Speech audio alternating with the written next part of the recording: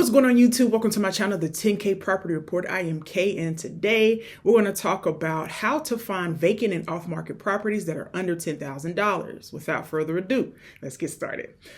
What I want to discuss with you today is an area in every single county that is called the Code Enforcement Department, right? So code enforcement basically goes around in the neighborhoods and they go based off of complaints such as maybe loud noise, overgrowth in the neighborhood, excessive cars in a home or at a home, right? So they go out and give violations, which we call those code violations. So even commercial buildings are subject to get a code violation as well, such as a overgrown bush that is inhibiting drivers from seeing the road, right? So these are just a few examples of the Code Enforcement Department and how code violations or the Code Enforcement Department can help you find vacant and off-market properties. So the first thing you're going to do is go to Google. After you go to Google, you're going to type in code enforcement for your particular city or your county. I would highly suggest that you put in the city. It does help a bit keep it more targeted because there are multiple cities or towns within a county. So keep that in mind. For my example, I'm using Mecklenburg County, which is in Charlotte, North Carolina. All right. So again, Google code enforcement for, put your city and state. Okay. This pops up for the city of Charlotte. All right. Code enforcement service areas. Now you will have to poke around a little bit in order to find what you're looking for. Okay. Now these are data sets. Basically, and this is public information, by the way. They've collected all of the data to see who has resolved their code violations or who continues to have active violations, okay? So what I did was I scrolled down after, perusing the website. I scrolled down and I clicked code enforcement cases all. I wanted to see all of them. However, you can filter out if you only want to see active code violations. And here we go. You have a plethora of these little dots, right? So these little dots signify that these are all code violations. So keep that in mind, right? So if you can already guess how this could be useful to an individual trying to find properties, I think you are ahead of the game, all right?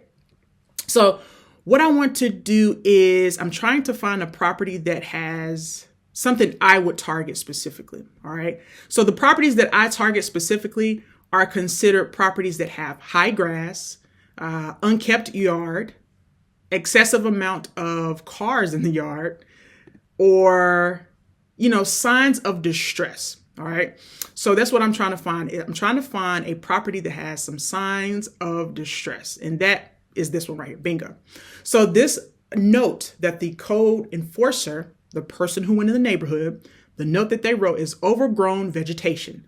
Letter sent 4/20/26, notice of violation. So they give you a notice, and this can, if you don't resolve it as the owner, it can lead to an actual fine, which you have to pay some money and actually fix it. Because what happens is the city will, if you don't fix it, then the city will come out and cut the grass, especially if it's vacant, and then they will bill you. All right. Now, let's get to how in the world this helps you as an investor find vacant and off-market properties. Well, I've identified a property. And the cool thing about code enforcement, the list, or, in this case, these dots, the cool thing about it is that they actually provide what? The address. So what I would do, or what I've done in the past, and by the way, I've purchased a home, actually I wholesaled a home for $800 on a code enforcement list. Yes, $800, right? So it's possible. So what I would do is identify the address, put the address in Google Earth, look around the neighborhood, especially if you're not located in the area, or you can physically go street view and check out the property. Of course, never go on the premises. It's still private property. Another thing you want to look for outside of overgrown vegetation is you want to look for boarded up properties. Okay, so boarded up properties, they will list it here as well in the notes. So if it's boarded up, overgrown, excessive amount of cars in the yard, these are all signs or telltale signs of vacancy and also distress. So after you've identified the address, you can go to tax assessors, and then you can look up the address, and it'll eventually tell you who is the owner. All right. So from there, you can identify, should I call the owner? send a letter to the owner. How do I get in contact with the owner? The same way you would get in contact with anyone else, okay? It takes a little bit of elbow grease, but it is possible. I've actually discussed this more in thorough or in depth on my other channel, Money Moves with Kay. Make sure you check that channel out. I actually did a video that drops today talking about how do you find the owner of a property, okay? So you can check that out if you want to, but for here and today, I really just wanted to give you options as to how to find these vacant properties that are off market. Now, the key thing here is that you need to understand that not all these properties will sell for under $10,000. Some folks may say, no, oh no. And I've come across this a lot where they say, I've had that property for 3 years, it's boarded up, it's vacant, but I still want to keep it, all right? Let me say this here. Like I said, not all properties will sell for under $10,000, but it is worth a shot to get as much of a wedge deal as you can, okay? Let me mention another thing. What I like to target is owners who also owe taxes, okay? So if they owe 2 or more years of taxes, all right, that means that they, in most counties and cities, not all, but most, they may be considered tax delinquent, all right? In the event that they are tax delinquent, that checks 2 of my boxes. And the third box, I'm gonna get to the boxes in a second.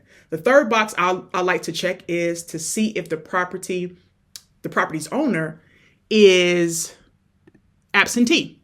If you have an absentee owner who doesn't live at that property, I see it on the code enforcement list or the code violation list as having overgrown grass or boarded up or excessive cars in the yard, and the owner owes 2 or more years of taxes. Ding, ding, ding, ding, ding. That is an ideal person that you want to try to contact, okay?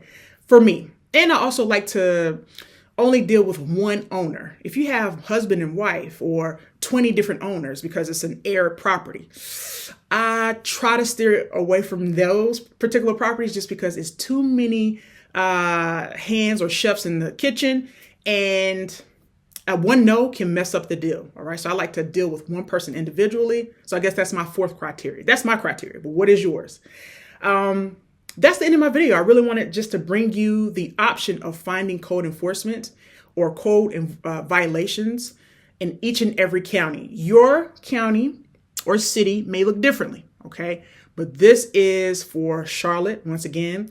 And yeah, have your criteria ready. And please try not to steer away from that criteria. Most times, if it's a really good deal, you say, oh, I get this house for $10,000. I don't care if that person doesn't meet my criteria. I'm not saying that the deal can't work, but just be careful, okay? All right. That's the end of my video. And make sure you do your due diligence on all of these properties. And also make sure you subscribe to my newsletter, the 10K Property Report newsletter. It's free. All right. You get properties weekly for deals under $10,000. Don't forget that. And also don't forget to subscribe to the channel if you like this content, and I will bring you more content like this and more. All right.